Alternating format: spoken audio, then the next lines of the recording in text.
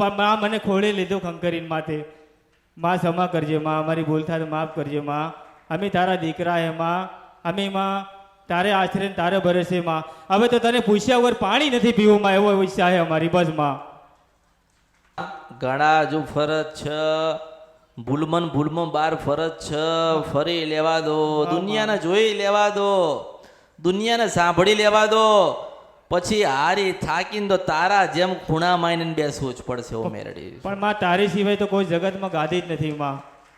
તારું રૂપ દેખું ને તારો વિડીયોમાં સાંભળું ને તો મને આનંદ થઈ જાય કે ખરેખર મારી માં જોડે મારો બેઠી માં. યુગ છે અત્યારે, કળિયુગ નહીં ચાલતો, મેલડી યુગ ચાલે. ખરું માં, ખરું માં, વાહ ખરું માં.